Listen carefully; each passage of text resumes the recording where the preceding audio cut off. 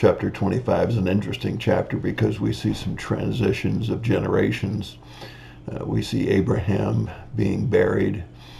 We see that Isaac has a wife named Rebekah. He's prayed for children, that she might continue in barrenness. And at the age of 60, Isaac has some children. And we find again the power of prayer and talking with God about things to understand them better. And that's exactly what Rebekah does. She has the two children fighting within inside of her as twins. And she goes to God and asks him about it. What's going on? Why am I going through this where they seem to be fighting within me? And God explains it to her.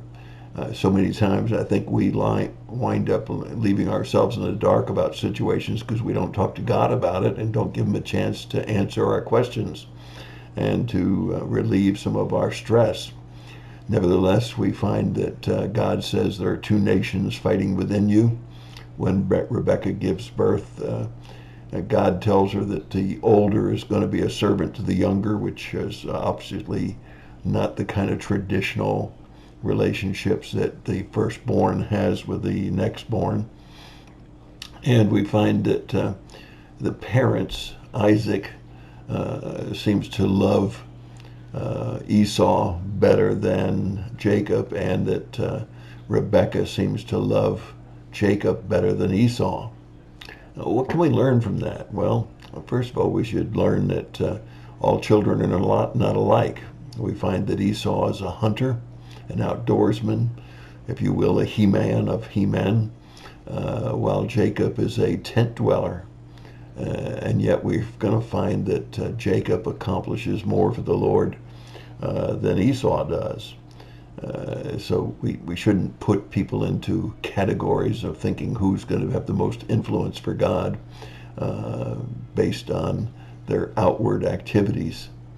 At the same time, I think it's important for us to look at Rebekah's discussing this whole thing with God and how important it is for us to talk to God.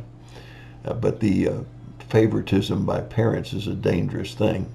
We need to be very, very careful that even though one child may be easier to please you, we need to be sure that we don't show that favoritism to the children.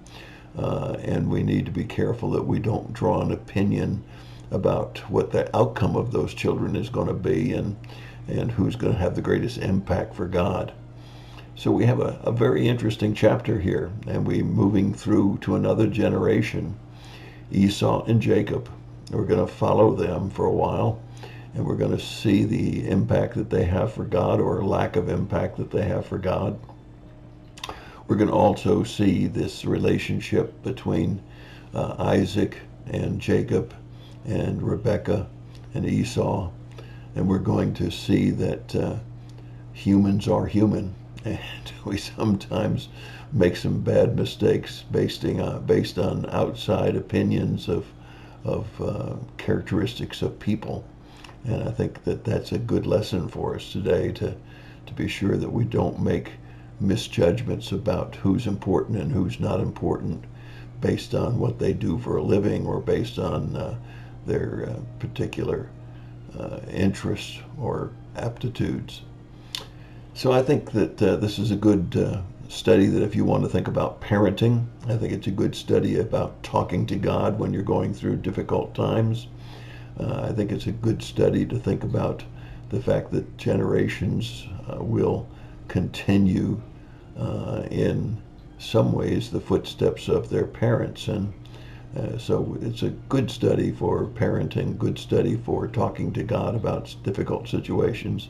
And I hope that you'll take a little time to read it through carefully. And that's my thought for the day. God bless you and have a great day.